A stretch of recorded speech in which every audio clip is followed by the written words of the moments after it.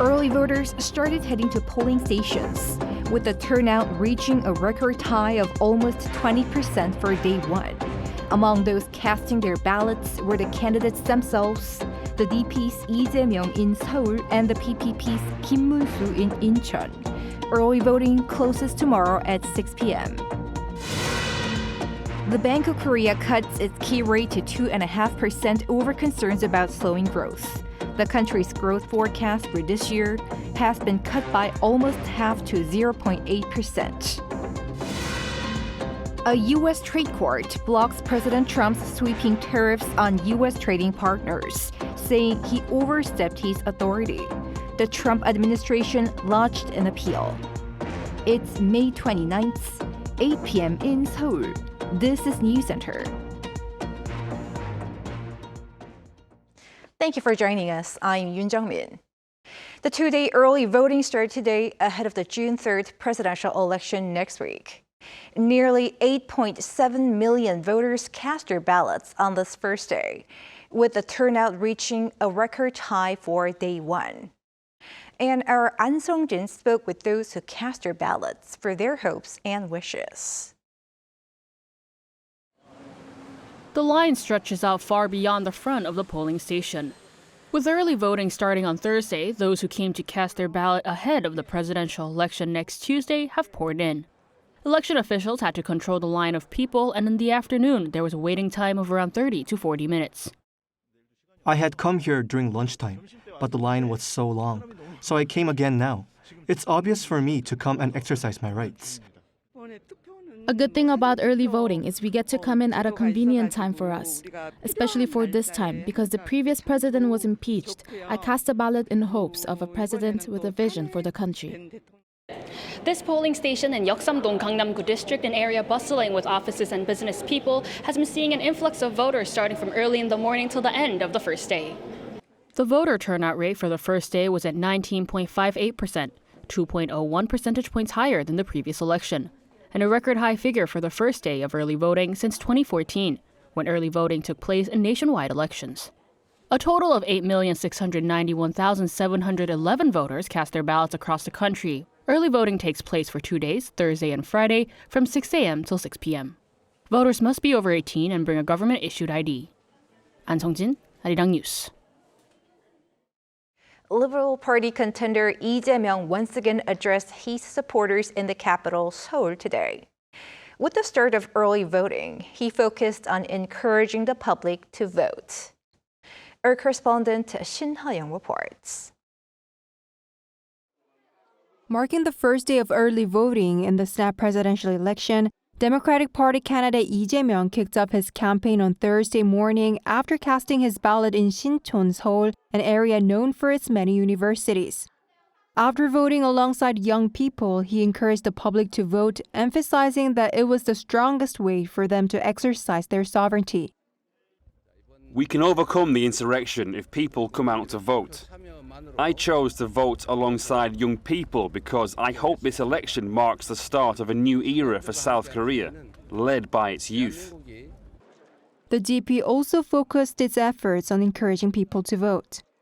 Even though early voting takes place on weekdays, the party believes it's crucial to bring as many supporters as possible to the polls to secure victory in the presidential election.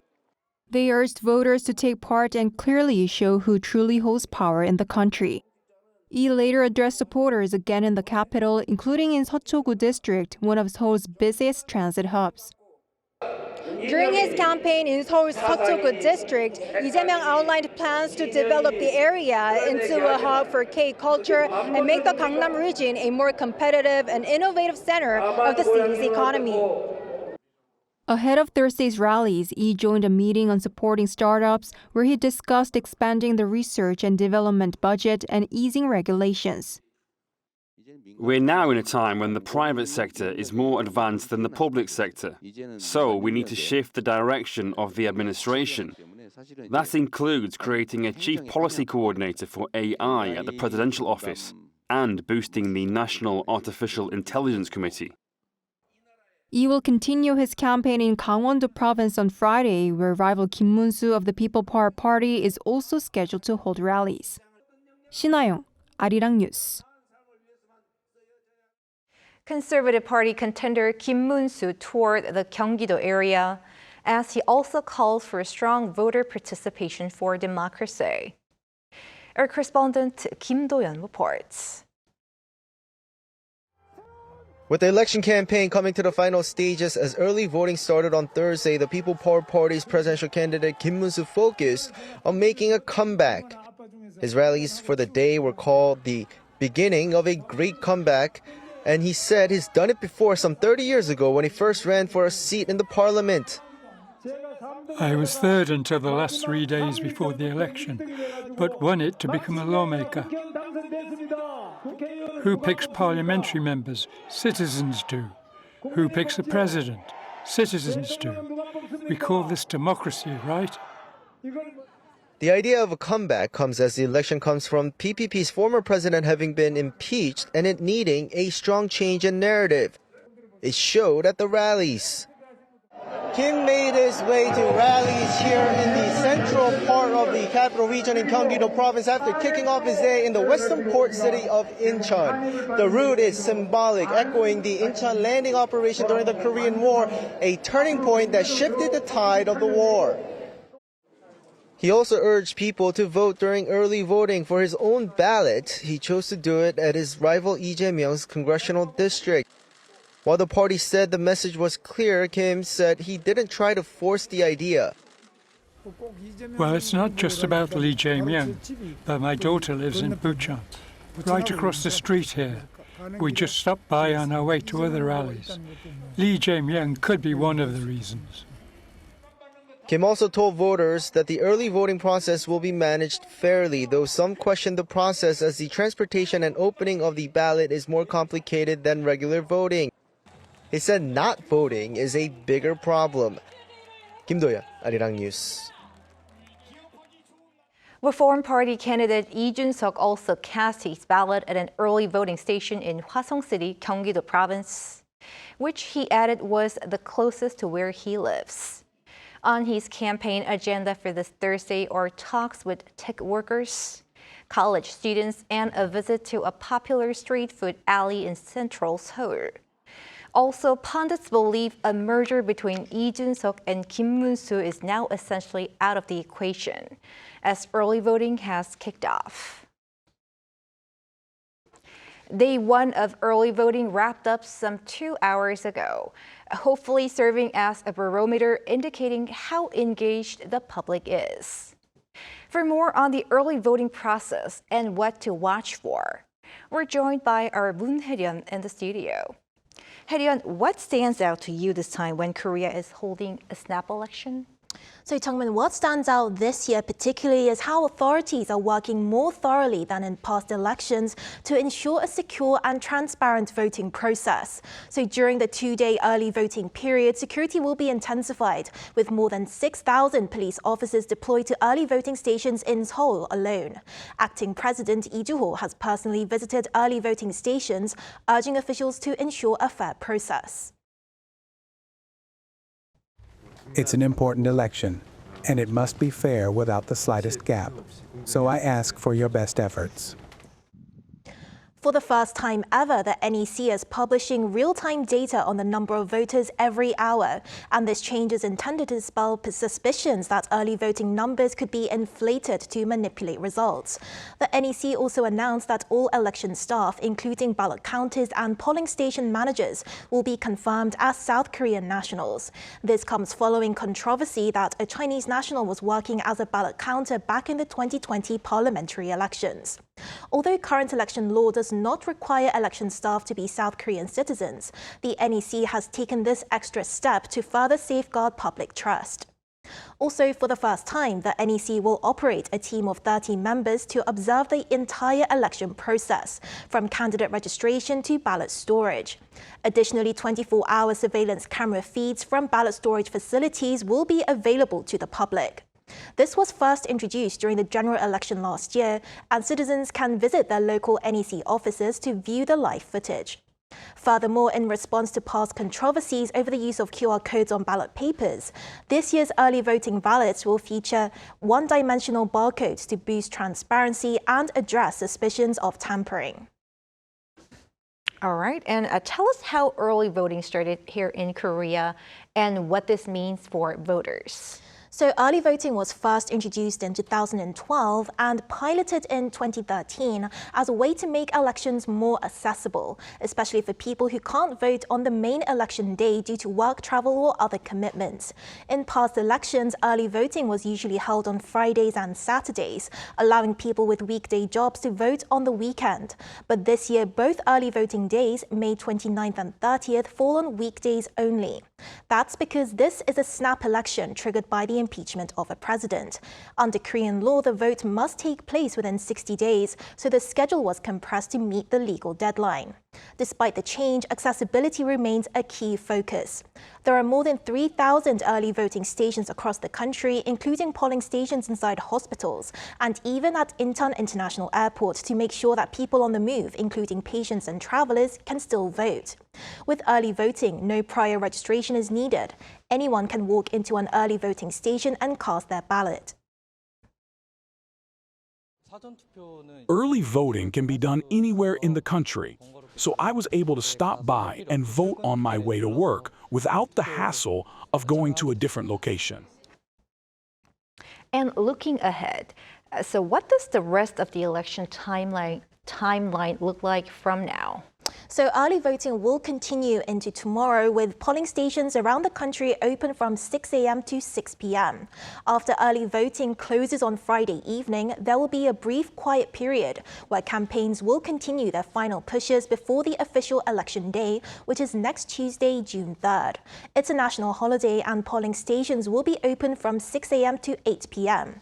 Ballots will be counted immediately after voting ends, and the National Election Commission is expected to verify the results on Wednesday, June 4th. The inauguration of South Korea's new president will take place thereafter. All right, Hae-ryun, thanks for your report. Thank you for having me.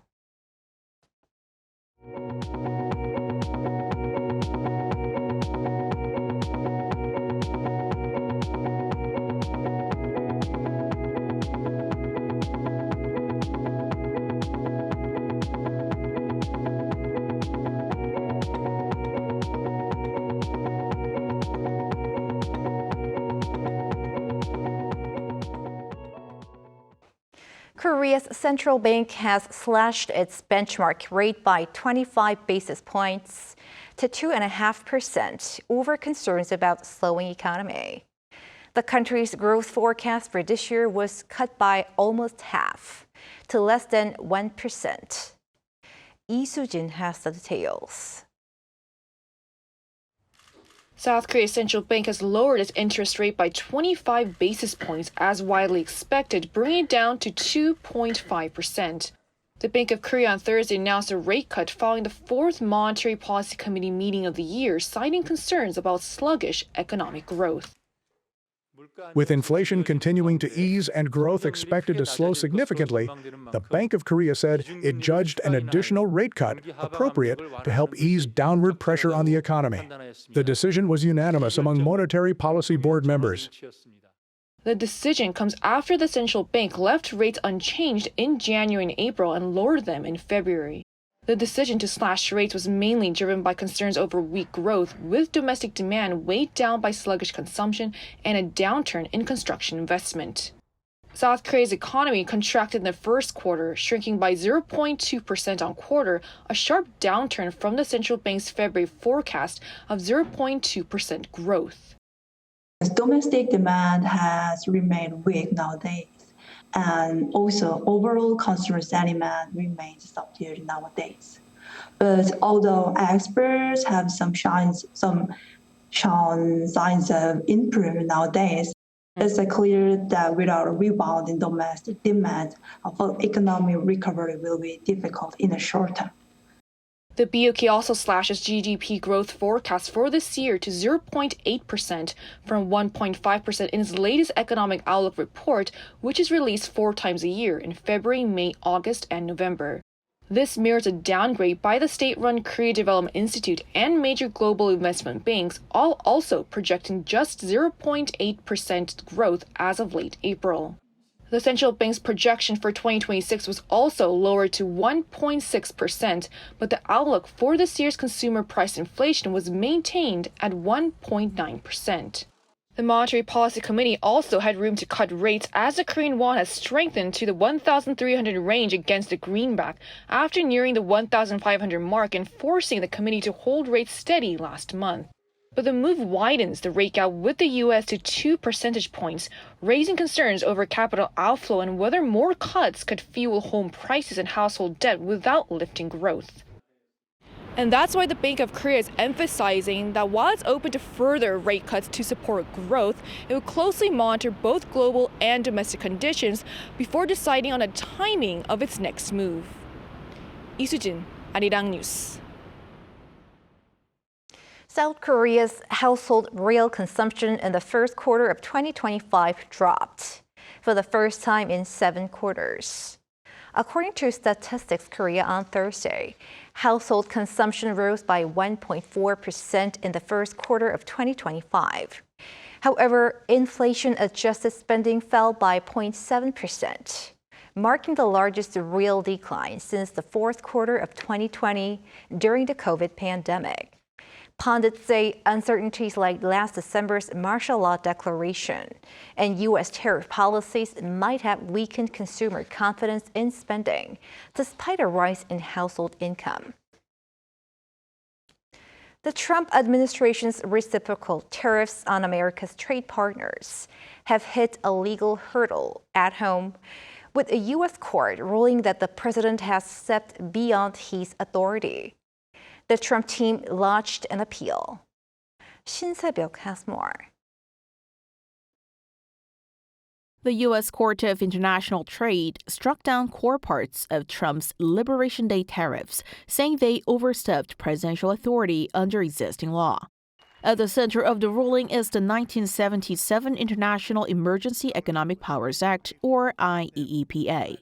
The Trump administration cited the law on April 2nd to justify a global 10% tariff, along with higher reciprocal duties on major trading partners like South Korea, the EU, Japan, and China. But the court rejected this interpretation. It said the law was intended for true emergencies, not for addressing routine trade deficits. The judges emphasized that Congress never gave the president blanket authority to impose such broad trade measures. The ruling halts some of the administration's most controversial trade actions, including 30% tariffs on Chinese imports, 25% duties on select Mexican and Canadian goods, and a 10% universal tariff on most products entering the U.S. However, the ruling does not affect auto, steel, or aluminum tariffs imposed under a separate legal provision, Section 232 of the Trade Expansion Act, a law permitting tariffs for national security reasons. Just minutes after the decision, the Trump administration filed a notice of appeal. The White House pushed back against the ruling, arguing that decisions on national emergencies should rest with the president, not the courts. It also reaffirmed President Trump's commitment to fully exercising his executive powers to respond to the crisis and advance his America First agenda. The court has given the administration a 10-day window to issue any necessary administrative orders. If the ruling is upheld through appeal and possibly the Supreme Court, most of the tariffs would be suspended. The lawsuit, brought by the nonpartisan Liberty Justice Center on behalf of 5 small importers affected by the tariffs, marked the first major legal challenge to Trump's so-called Liberation Day measures. Shin Se-byuk, Arirang News. In other news, the southeastern port city of Busan serves as a platform for content creators, sellers, and buyers for an annual event aimed at broadening access to diverse screen productions. Park Go-nu reports. Camera flashes light up the pink carpet as celebrities pose and wave to fans. It may look like a glamorous scene at Cannes, but this is Busan, a major city in southern South Korea, turning into a global content hub. At the heart of this transformation is the 19th Busan Content Market, or BCM, where global buyers and sellers gather to trade content rights. And this year, BCM is opening its doors to the public. In a new collaboration with Cannes series, 9 shows were screened before their official premieres, including the Norwegian series Nepo Baby that won multiple awards. We haven't sold this show to anyone yet, so it's very exciting if someone in the Asian market is going to pick it up. Be a good place where we can meet new producers and see if we can cooperate in a way. Global demand for high-quality content is not only bringing stars, but business to Busan. A single drama or short-form video is more than just entertainment. It's a product and an investment. Thousands of people from 50 different countries have gathered here in Busan, all searching for the next big hit. And with deals surpassing $100 million each year, Busan has become a frontline in the global content business. Korean companies are also making moves to meet wider demand. We're using AI in production, from editing to adding product placements after filming, saving both time and cost while improving user experience. Arirang TV also met with buyers from Japan, Mongolia, and beyond, showcasing visions for the future of Korean content, while aiming to broaden its reach ahead of its 30th anniversary. And these efforts are fueling Korean content's global momentum, with buyers remaining hungry for more. We are searching for the Korean costume dramas and documentaries. This is our interest. But organizers say they're looking far beyond. There's concern over how long the Korean wave can last. That's why we're targeting new markets and genres and linking Busan's content scene with finance and investment for future growth. Since launching in 2007, BCM has evolved into one of Asia's key content markets. And this year's edition, running through Friday at Bexco, shows Busan isn't just showcasing content, but shaping the future of it. Park Gun-woo, Arirang News, Busan.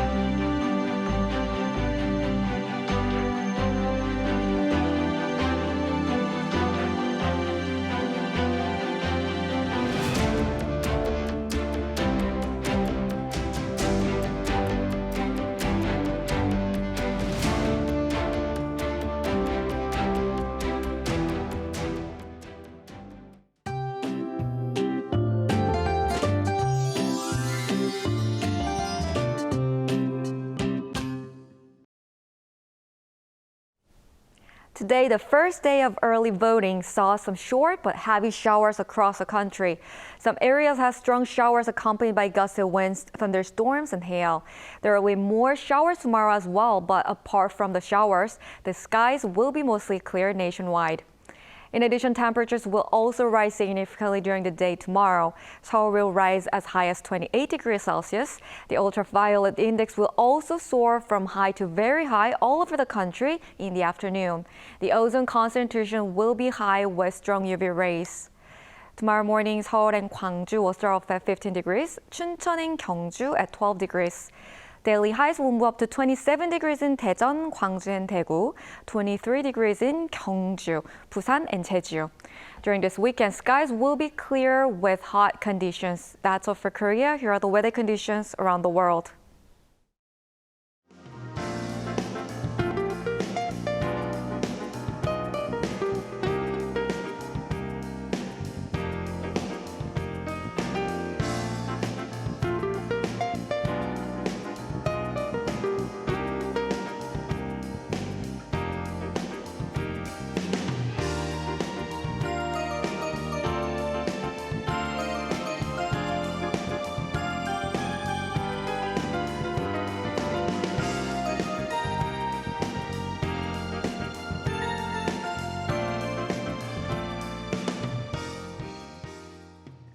And that is Newscenter for tonight. Thank you for watching.